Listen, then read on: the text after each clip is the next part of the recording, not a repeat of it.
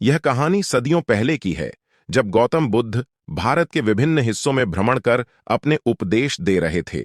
उनके ज्ञान और करुणा से लाखों लोग प्रभावित हो रहे थे। हिमालय की तलहटी में बसा एक गांव अपनी सुंदरता और शांति के लिए जाना जाता था, लेकिन उस गांव के पास एक घना और भयानक जंगल भी था, जिसके भीतर एक रहस्यमयी योगी रहते थे। गांव वालों का मानना था कि इस योगी के पास असाधारण शक्तियां हैं, लेकिन योगी से मिलना बेहद खतरनाक और चुनौतीपूर्ण था। योगी की कुटिया जंगल के सबसे गहरे हिस्से में स्थित थी। कहा जाता था कि जो भी योगी के पास गया, उसे अपनी आत्मा का एक टुकड़ा खोना पड़ा।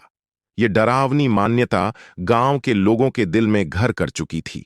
लोग उनके पास जाने से डरते थे, लेकिन अगर किसी पर संकट आता तो वे इस अद्वितीय योगी की मदद की उम्मीद में उसके पास जाते थे। गांव में एक भयंकर बीमारी फैल गई। लोग एक एक करके इस बीमारी का शिकार हो रहे थे। वैद्य, जड़ी बूटी और अन्य उपचार किसी काम के नहीं थे। लोग हताश हो चुके थे। गांव के प्रमुख बुजुर्गों ने आपस में विचार विमर्श किया और अंततः यह निर्णय लिया कि योगी से सहायता मांगनी होगी। हालांकि बुजुर्गों को मालूम था कि योगी से मदद मांगना आसान नहीं होगा। इसके लिए उन्हें किसी ऐसे व्यक्ति की जरूरत थी जो सच्ची निष्ठा और साहस के साथ योगी का सामना कर सके। इसी बीच गौतम बुद्ध अपने शिष्यों के साथ उसी क्षेत्र में भ्रमण कर रहे थे।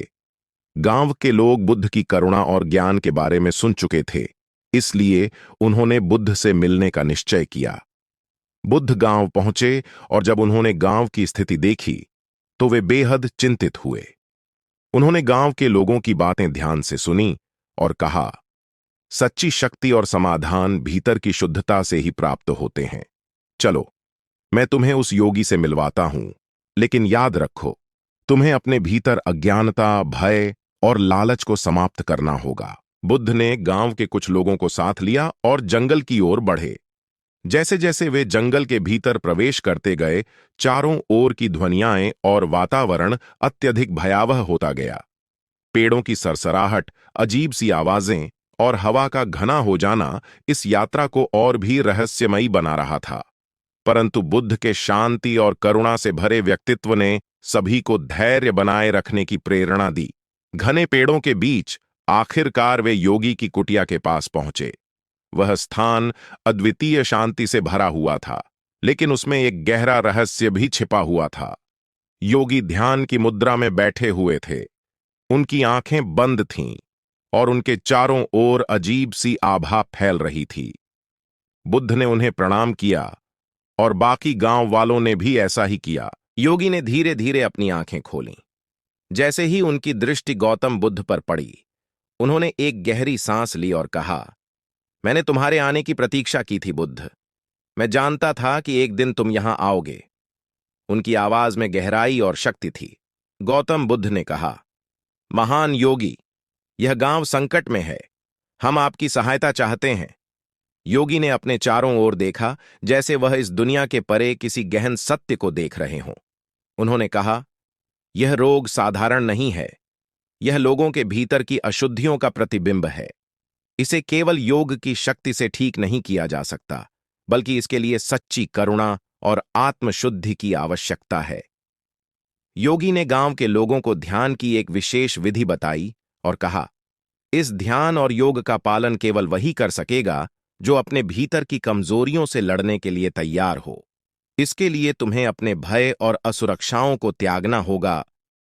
योगी ने निर्देश दिया कि गांव के लोग एक खास स्थान पर ध्यान करें, जहां योग और प्रकृति का संतुलन अत्यधिक शक्तिशाली था। गांव वालों ने बुद्ध और योगी के बताए हुए मार्ग का अनुसरण किया। वे योग और ध्यान में लीन हो गए। धीरे धीरे गांव के लोग अपने भीतर शांति और शक्ति का अनुभव करने लगे। कई हफ्तों की साधना के बाद गांव में बीमारी का असर कम होने लगा। लोग चमत्कारी रूप से ठीक हो रहे थे। यह स्पष्ट था कि योग और ध्यान ने केवल शरीर को नहीं, बल्कि उनके मन और आत्मा को भी शुद्ध किया था। योगी और बुद्ध ने मिलकर गांव के लोगों को न केवल बीमारी से मुक्त किया, बल्कि उन्हें जीवन की सच्ची शिक्षा भी दी। गांव की विपत्ति समाप्त हो गई तो गौतम बुद्ध ने अपने शिष्यों और गांव के लोगों से कहा, सच्चा समाधान बाहरी उपचारों में नहीं, बल्कि भीतर की शुद्धता और करुणा में होता है। जब हम अपने भीतर के भय और लालच को त्यागते हैं, तभी हम असली शांति और मुक्ति पा सकते हैं। योगी ने भी गांव के लोगों को आशीर्वाद दिया और कहा, तुम्हारे साहस और तपस्या ने तुम्हें यह मुक्ति दिलाई है। यह ध्यान रखना कि सच्ची शक्ति बाहर से नहीं, बल्कि तुम्हारे भीतर से आती है। गौतम बुद्ध और उस रहस्यमयी योगी की यह कथा आज भी गांव में सुनाई जाती है, जहां लोग इसे साहस, करुणा और आत्मशुद्धि का प्रतीक मानते हैं। इस कहानी ने गांव वालों के जीवन में एक नया अध्याय जोड़ा, जहां योग, ध्यान और धर्म का मिलन इंसान को सबसे कठिन संकटों से भी पार कर सकता है।